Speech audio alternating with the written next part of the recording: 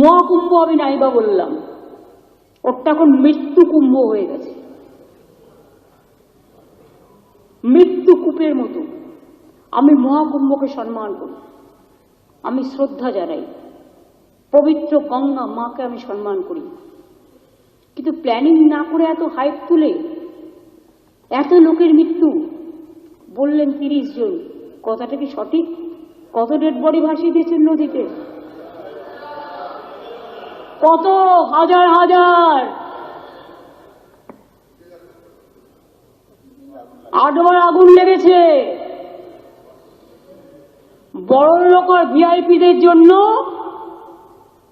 লক্ষ টাকার ক্যাম্প, আর গরিব লোকেদের, সাধারণ লোকেদের জন্য লাইনে দাঁড়ান 15 ঘন্টা 20 ঘন্টা দাঁড়িয়ে, যদি একটা মাদুরেও বসে 2000 টাকা, 1 কাপ লাল চাও 500 থেকে 2000 টাকা। তারা যে জায়গাটা গিয়ে স্নান করবে সেটা আলাদা, ভিআইপিদের স্নানের জায়গাটা আলাদা, আর সেই জলটা আপনারা দূষিত করেছেন, বিষাক্ত করেছেন মহাকুম্ভের পবিত্র জায়গাটা। বাংলার মুখ্যমন্ত্রী মমতা বন্দ্যোপাধ্যায়ের মহাকুম্ভ মন্তব্য ঘিরে তোলপাড় জাতীয় রাজনীতিতে। বারবার নিয়ম করে মুখ্যমন্ত্রীর পাল্টা জবাব দিয়েছেন বিরোধী দলনেতা। এবার সোজা মহাকুম্ভেই পৌঁছে গেলেন শুভেন্দু, সারলেন স্নান। রাজ্যের বিরোধী দলনেতা বৃহস্পতিবার বিধানসভার অধিবেশন শেষ হতেই শুক্রবার সকালে প্রয়াগরাজে পৌঁছন। প্রয়াগরাজে ত্রিবেণী সঙ্গমে পুণ্য স্নান করার সৌভাগ্য হলো বলে মন্তব্য করেছেন তিনি। ইতিমধ্যে মহাকুম্ভে স্নান সেরেছেন অমিত শাহ, নরেন্দ্র মোদী সহ বিজেপি শীর্ষ নেতারা। এবার সেই পথে রাজ্যের বিরোধী দলনেতাও।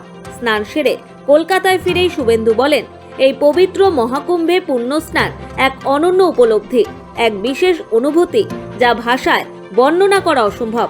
পাশাপাশি মহাকুম্ভকে মৃত্যুকুম্ভ বলা প্রসঙ্গে তোপ দাগলেন মুখ্যমন্ত্রীকেও।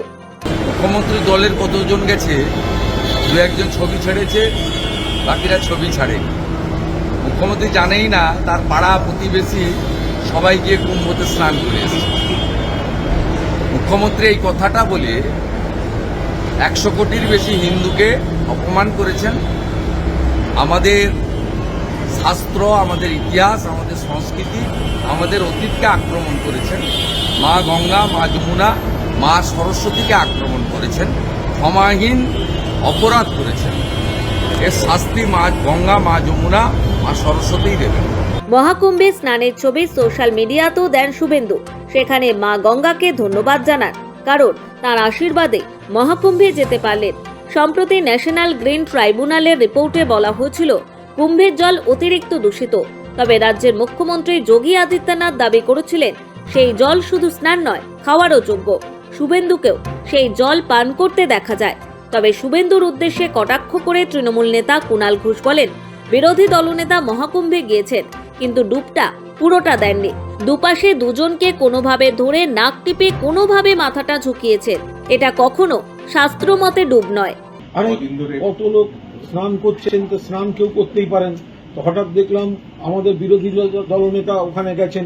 আরে ডুবটা পুরো দেয়নি, ডুবটা পুরো দেয়নি। দুপাশে দুজনকে কোনোভাবে ধরে এইভাবে নাক টিপে কোনোভাবে মাথাটা ঝুঁকিয়েছে। মা গঙ্গা ত্রিবেণী সঙ্গমের জল মাথা স্পর্শ করেনি। এটা তো কুম্ভকে আরো বড় অপমান। পুরো মাথাটাই ডোবায়নি। এই ডোবা তো অর্ধেক ডোবা। এটা তো তৎকাল হিন্দু, তৎকাল বিজেপির সমস্যা। পুরোটা ডুবলো না, শুধু ছবি তোলার জন্য নাক টিপে এইটুকু ডোবা। আর একবার যাওয়া উচিত। আমি দাবি করছি, যদি সত্যিকারের হিন্দু হয় তাহলে আর একবার গিয়ে পুরো ডুবতে হবে, এবং অন্য লোককে না দাঁড় করিয়ে নিজের হাতে নিজের নাক টিপে পুরো ডুবতে হবে। এই অর্ধেক ডুবলে এটা কুম্ভের অপমান। কুম্ভের অপমান হয়েছে অর্ধেক ডুবে। এটা হতে পারে না। মাথাটা পুরো দিয়ে ডুবতে হবে, পুরো দিয়ে ডুবতে হবে। অর্ধেকটা ডুবে পূর্ণ করা যায় না। এটা প্রয়াগের আর একটা অপমান হয়ে গেল। বাংলার বিরোধী দলনেতা গিয়ে অসম্পূর্ণ ডুব, এই অসম্পূর্ণ ডুব, এতে মানে এটা কখনো শাস্ত্র মতে, আপনি শাস্ত্র দেখবেন যে এখানে কিন্তু ডুব মানে পুরো ডুব। আপনাকে জলস্তর আর মাথাটা তার জলস্তর থেকে এক বিন্দু নিচে থাকবে, এটা শাস্ত্রে বলেছে। তো শাস্ত্র অনুযায়ী ডুব কিন্তু বিরোধী দলনেতা দেননি। তাই দাবি করছি, ছবি যখন ছেড়েছেন আর একবার গিয়ে পুরো ডুবটা দিতে হবে। মহাকুম্ভ নিয়ে বাংলার মুখ্যমন্ত্রী মমতা বন্দ্যোপাধ্যায়ের মন্তব্য ঘিরে যখন রাজ্য রাজনীতি সরগরম, ঠিক তখনই কুম্ভ স্নানে গেলেন বঙ্গ বিধানসভার বিরোধী দলনেতা। তবে কটাক্ষে বিদতে সময় নেয়নি বাংলার শাসক শিবির।